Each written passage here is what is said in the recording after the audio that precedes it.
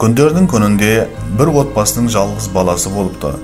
Ата-анасы оны барынша еркелетіп, бетін қақпай өсіреді. Уақыт өтіп, әбден еркеліктің салдарынан ол өте бұзық, тез ашуланғыш, тіпті ата-анасына дауыс көтеріп сөйлейтінді шығарады. Бұған қоса, ол өзге достарына әрдайым күш көрсетіп, оларға жаман сөздер айтып, ренжітуді әдетке айналдырады. Осылайша ол өзін өзгеден батыл, әрі күшті етіп көрсеткісі келеді. Мұны байқаған әкесі баласының әрекеті дұрыс еместігін түсіндіріп, өзгеге тез ашуланып, балағат сөздерді айтудан тыю үшін көптеген насихат айтады. Әкесі өз сөзінде: "Балам, расында шынайы батылдық деген ол өзгеге үстемдік көрсетумен, білектің күштілігімен бағаланбайды. Батылдық деген ол бойыңа ашу-ыза келгенде дер кезінде сабыр ету, өзіңді ұстай білумен өлшенеді."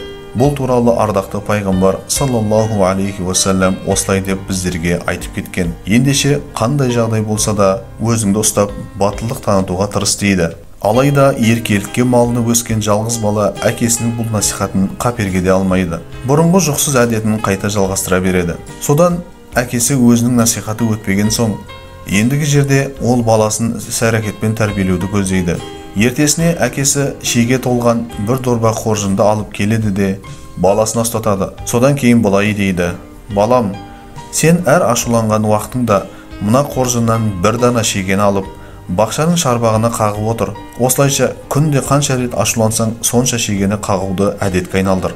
Баласы әкесінің айтқанына келісіп, күнде шарбаққа 20 дана шегеден қаға бастайды. Арада бір апта өтеді.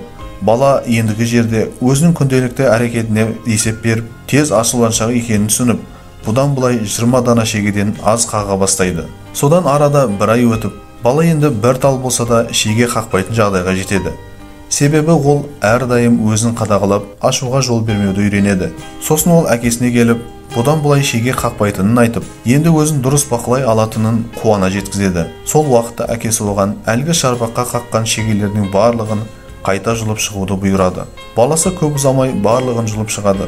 Сол сәтте әкесі баласына жақындап: "Жарайсың балам, енді өз бойыңдағы ашуды жеңдің. Алайда мына шарбақтың жағдайына қарашы, әрбір шегенің орны шұрық тесікке айналды. Енді олар қайтып қалпына келмейді. Сенің бұған дейін ренжіткен достарыңның жүрегі де дәл осылай жараланды. Енді оларды қалпына келтіру әсте оңай шаруа емес. Жүректі жараламас бұрын алдымен жаралы жүректі қайта қалпына келтірудің қандай қиынға соғатынын ойлану керек. Ашу дұшпан, ақыл дос деген бар. Бұдан былай мен сені өмірлік сабақ алды деп ойлаймын" дейді. Сонда бала: "Әрине әкешім, мен бұдан былай тез ашуланудың қандай теріс тұстары барын ұқтым. Енді мен барлық достарымнан кешірім сұрап, оларды мүлде ренжітпейтін боламын" деген екен.